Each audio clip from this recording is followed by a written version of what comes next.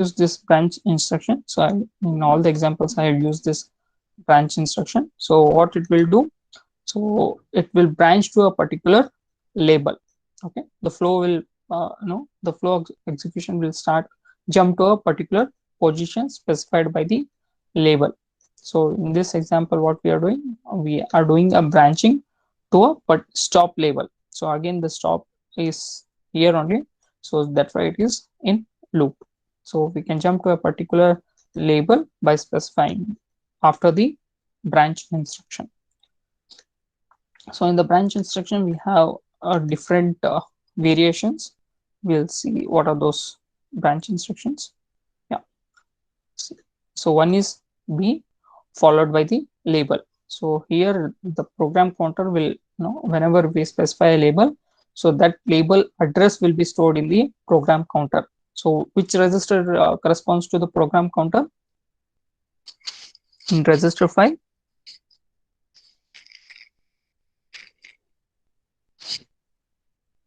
Which register corresponds to program counter?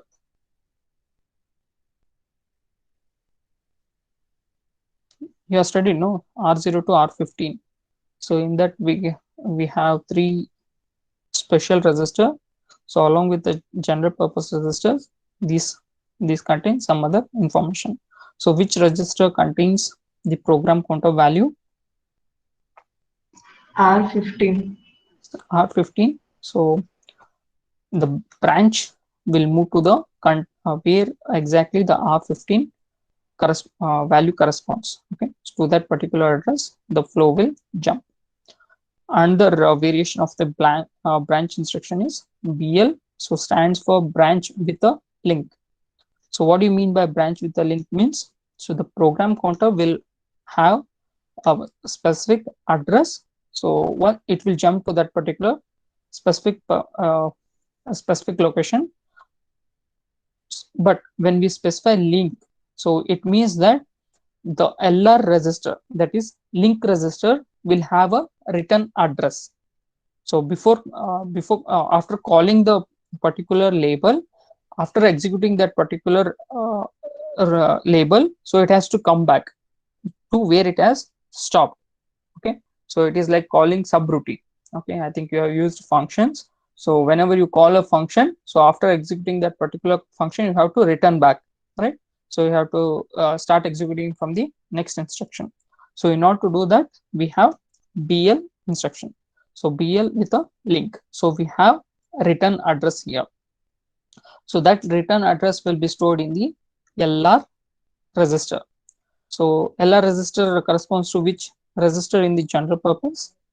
LR, link register. R14. Yes, R14. So PC is for R15 and LR is for R14. And next is branch exchange. So what this is similar to that of a branch, but only thing is if you are executing in the ARM instruction set and if you are executing BX, it means that if you are branching to thumb instruction from ARM instruction set to thumb instruction set. So this can happen when we are setting the T bit in the CPSR register to 1, right? So this is how the branch exchange instruction works. So it will set the thumb instruction bit in the CPSR to 1, and it will jump to a label which is there in the RM register. Okay, so that is branch exchange. So the variation of this branch exchange is BLX. So when I say BLX, so L stands for link register. So so with this we have return address. Okay, so with the BX we have return address, that is BLX. So what all we have?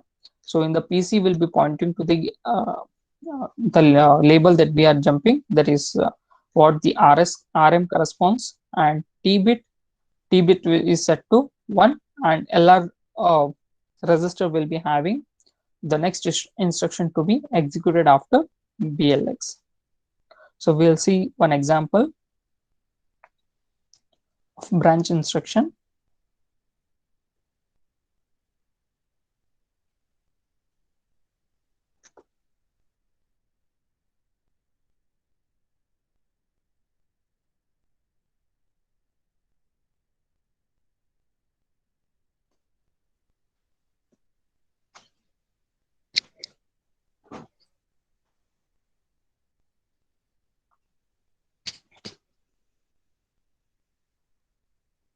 So what I'm doing,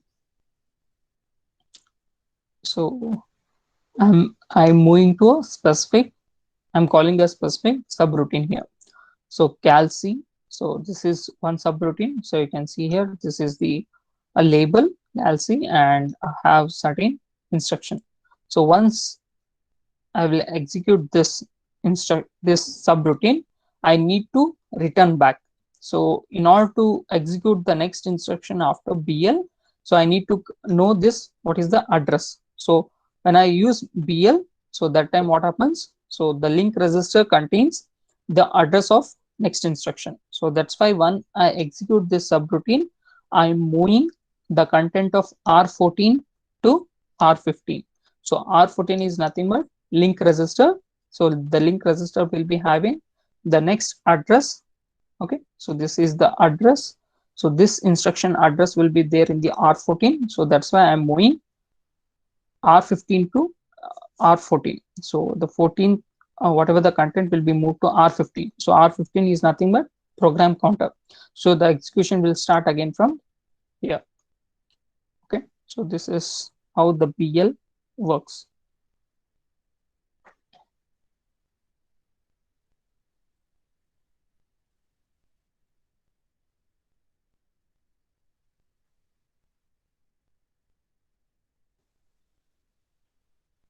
Okay, let's see. So R1, I'm R0, I'm 1. Okay. And what is this MVN? What is this MVN instruction will do?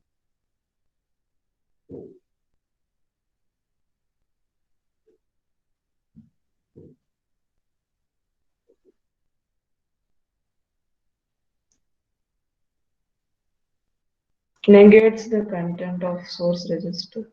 Yes.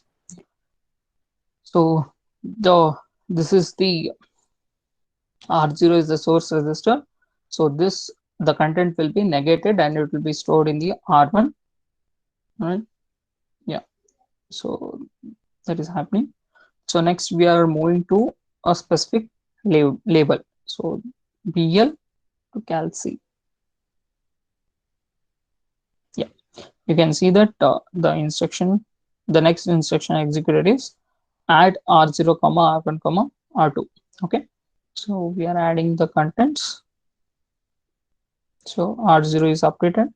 Now I'm moving to this particular execution. So move R4 comma R0. So if I do this, so the content of link register is pasted in program counter. So the program counter will move to that particular instruction. Yeah. So next instruction executed will be this. Fine. So this is how the BL works. So this you can use this particular instruction whenever you're calling some routines.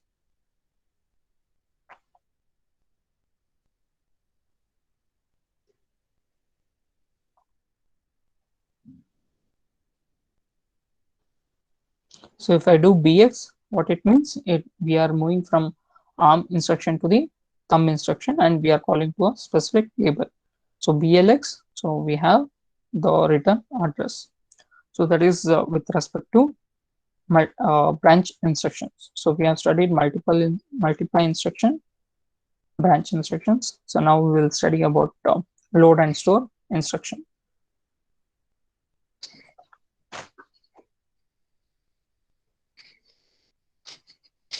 So these are the instructions we have in the load and store instruction. So we can categorize into two types. So one is like if you want to transfer only single register, we have certain instruction, and if we want to transfer multiple registers, Okay.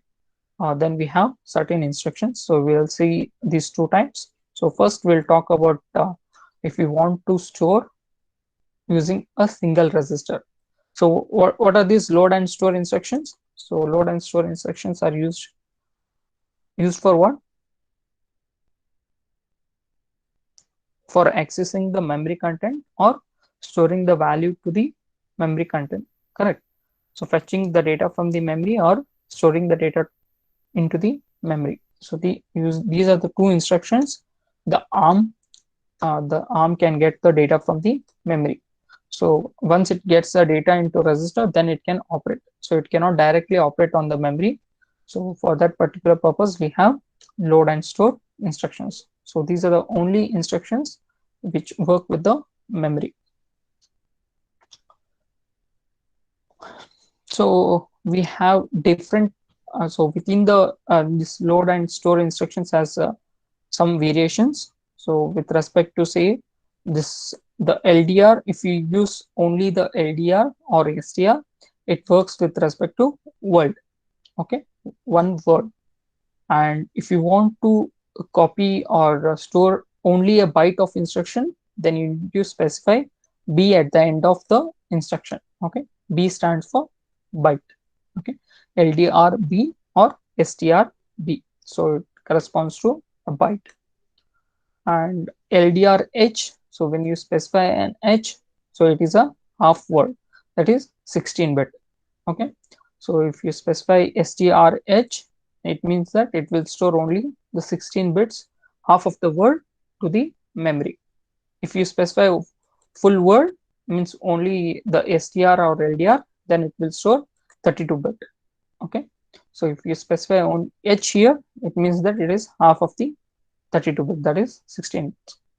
And again for signed and unsigned value, so LDR-SB stands for signed byte load, and LDR-SH stands for signed half word load.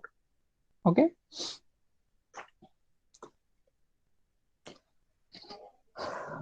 So we'll see, this is the syntax. LDR followed by the size, so it can be byte or H or byte or full 32-bit. Okay, and register followed by the address. So this is a memory address.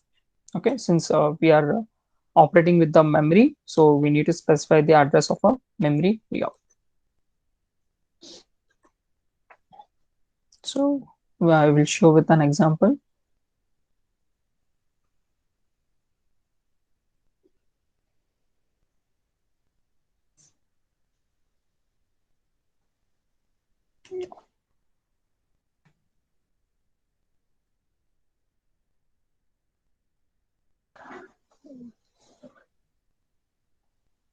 So LDR R1 comma value. So what is this value? So value is some address. Okay, some address. So what is that address? If you want to know what is that address, then you can use this ADR. So say suppose a ADR R5 comma value.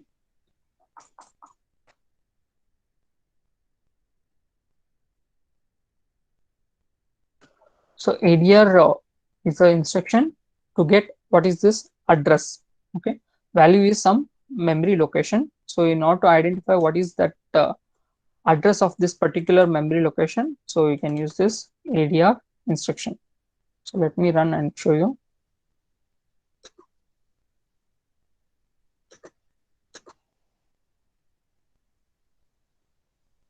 Yeah.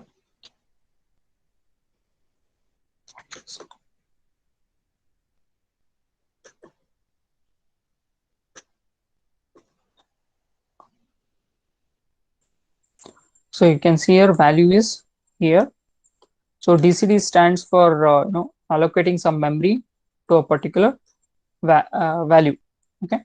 So if I specify DCD, then a word of memory is reserved. So in this particular memory, we are storing this particular value. Okay, 0x00f. So this value is stored in this particular memory, and name of the memory is value. Okay, so what I'm doing here in this first instruction, I want to know what is the address of this particular value. It is nothing but in the C you are doing, you are getting the address of a variable. How you are getting address of a variable? Using ampersand operator, right? So ampersand of value. So similarly, in order to get the address, we are using ADR instruction. So if I execute this, so you can see the address of this particular value. Okay, so address of this particular value is 0x. So this is the content, so this is the address where this particular memory location is present. So if I execute one more time, so the this value will change, because it is the memory allocation depends dynamic, change dynamically, right? So say I will stop and I will start once again. So you can see that the memory, okay, it is same. So I think it is allocating at the same memory location. So this is the memory address of this particular value. So suppose I want to store the content of this particular memory location. So what I'm doing, I'm using load instruction. So LDR followed by the register, comma, followed by the address. So which address I'm giving? So instead of address, I'm giving value. Okay, I can specify here R5 also. So it means that in this particular address, the content will be stored in the R1. Okay, so here just value. So here value is this particular memory location, and it has this value. So if I execute this, so you can see that the value of R1 is changed. So initially the R1 is 0. So if I execute, yeah. So if I execute, so the value in this particular memory location is copied to R1. So again, what I'm doing, I'm doing addition of R1 comma R3. R3 is 0, so it will be same. Okay, so the value remains same. Next, what I'm doing, yeah, I'm showing you the how the store instruction works. So what is the store instruction? So it will store a particular register content in some into the memory, right? So where exactly it has to store? It has to store in some memory address. So for that particular purpose, what I'm doing, I'm taking some address. So this is the address I'm storing in the R0. Okay, R0. And if we specify this address is within the square bracket, it means that the store has to put the data of R1 in this particular memory location pointed by R0. Okay, so pointed by R0. So that's what I'm doing. So that's why I'm moving the address first to R0 register, and then I'm using with the store instruction. You can see here. So R0 is having this address. So in that particular address, I am storing the content of R1. So R1 is this one. Okay, this value is 00F. Yeah. So in that particular memory location, so I have stored this value. So let me check whether what is the value in this particular address. So what I'm doing, I'm loading the content of register R0 with R8. So now R8 is 0. So the value should be, what should be the value? R8, content of R8 should be,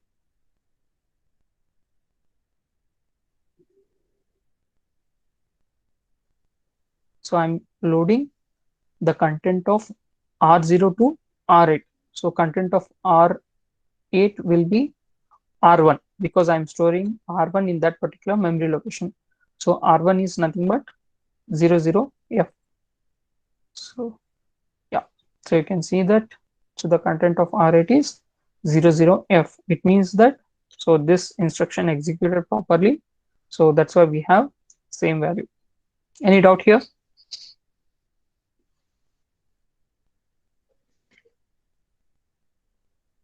Please answer. Please don't be idle. Okay, we'll get to know whether you're understanding or not.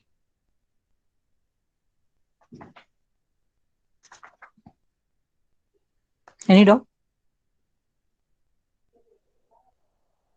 You understood?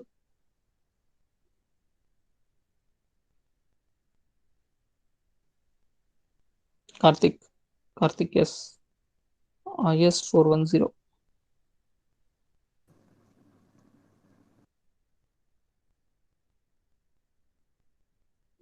What, Karthik?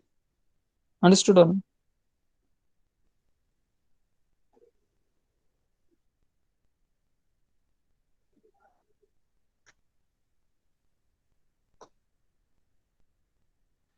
Hello, sir.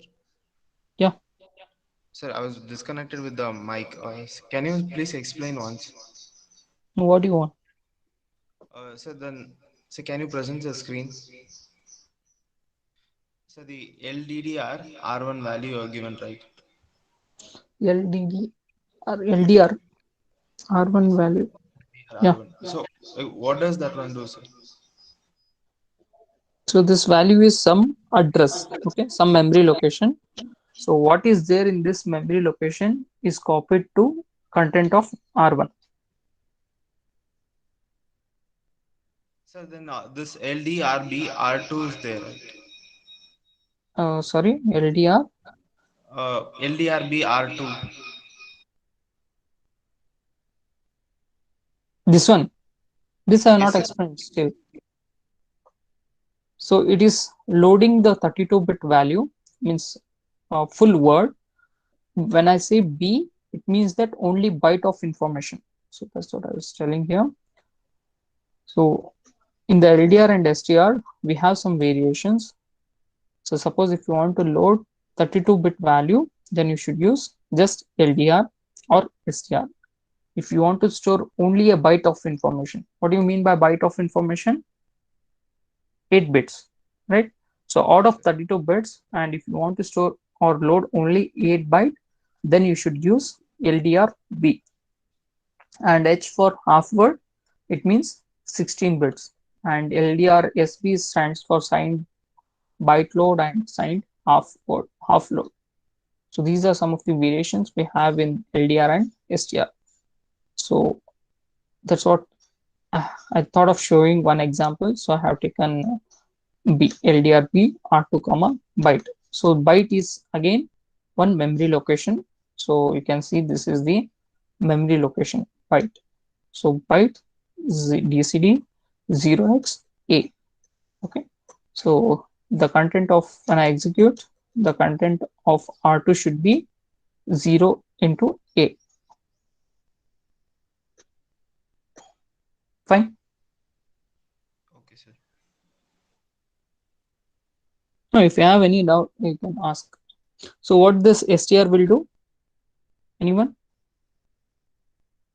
What is this instruction?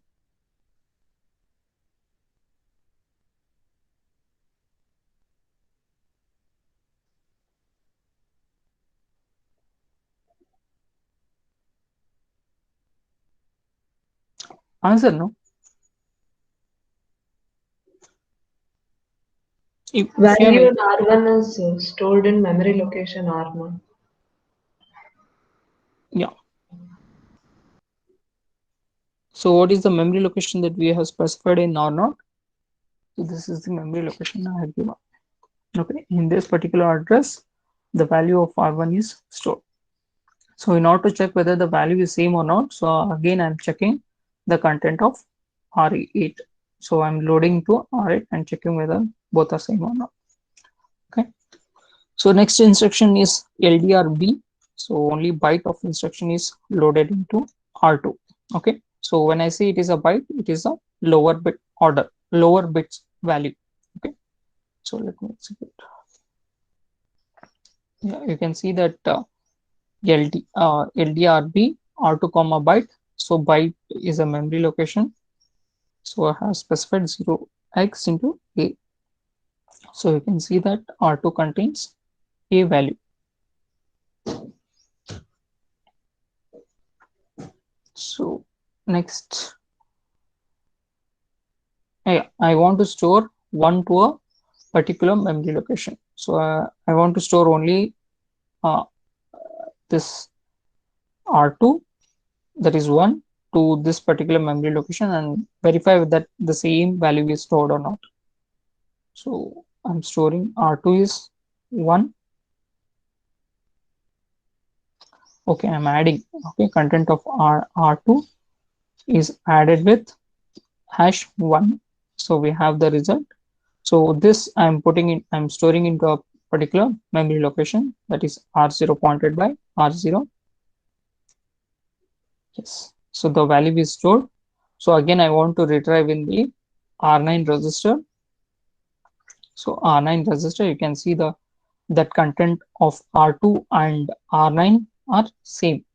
So you can see this is R9 and this is R0. So the value is same. It means that it is storing in this memory location, and the same value is retrieved in the R9. So this is with respect to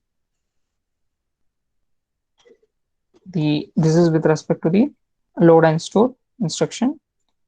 So in the load and store instruction, so we have different modes. So there are three modes which are available. So this is what I have explained with an example. Okay. Uh, in the load and store instruction, we have three modes. So these are the indexing modes. So one is pre-index with a write back, or then only pre-index, and another one is post-index.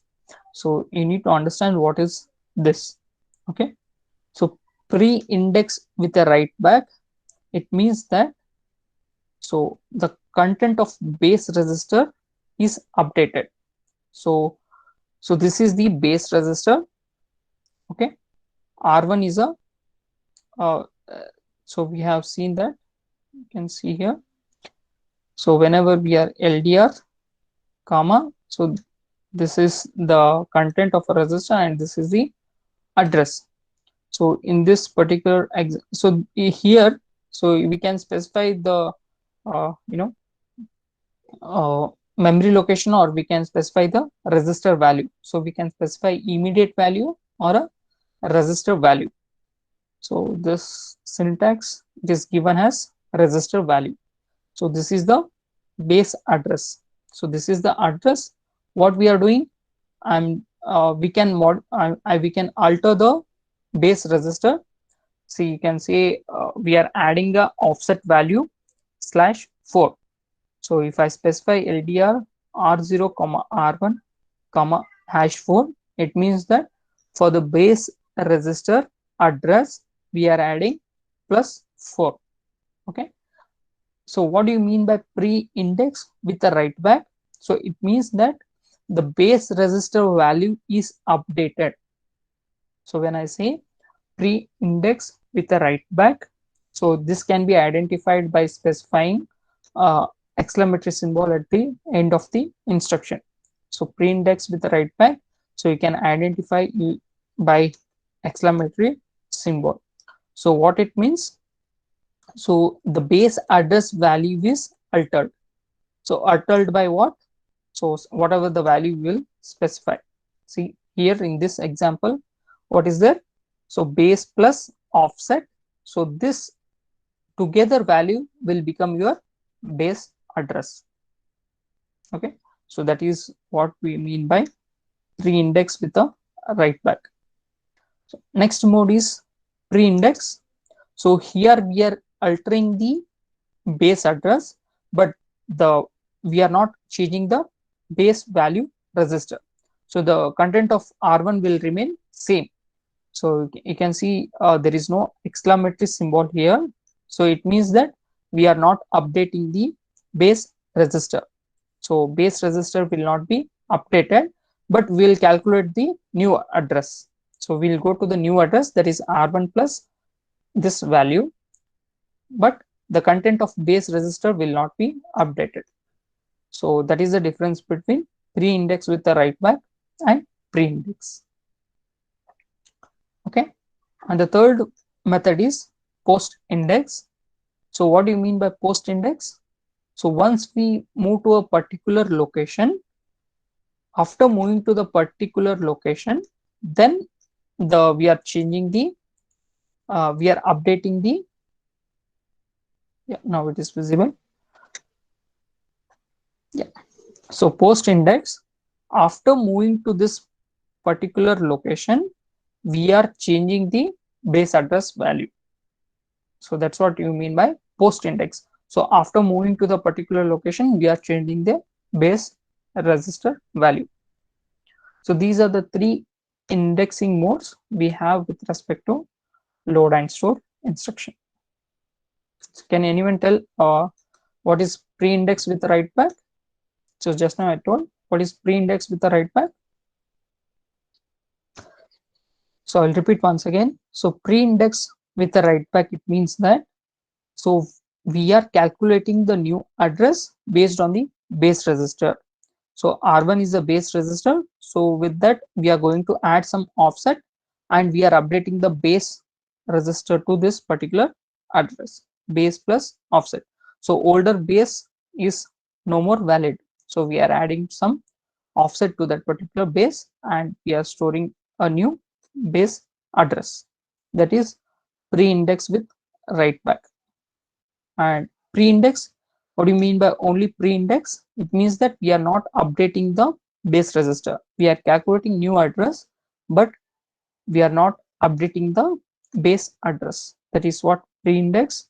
And post-index, so post-index means we are moving to a particular location, okay, and then we are updating the base register. That is what the post-index means. So these are the indexing methods we have in the load and store addressing mode. Yeah. So these are the instructions, like how you can assign this pre-indexing modes. So pre-indexing and post-indexing modes. Okay. So how do you differentiate the pre-index with write back and pre-index? So you can check that there is a exclamatory symbol. So if this exclamatory symbol is used, it means that we are updating the base register. If it is not, then we are not updating the base register. So that's what we mean by pre-indexing with write back and pre-index. So post-index, you can see that there is a comma between the offset. So we have a comma and we are not using within the square bracket. So that will be specified using comma. So like this, you can identify different indexing methods. Okay. So next is multiple register transfer. So we will see this in the next class. Okay. Multiple register transfer. And next after this, what we have? Stack operations and swap instruction. So these things we will see in the next class. Any doubt? Any doubt so far? No, sir. Okay. So please execute some of the instructions in the Keel software and understand. Okay. I think I have missed 2 labs, microcontroller labs. So I hope this week we'll execute the next lab.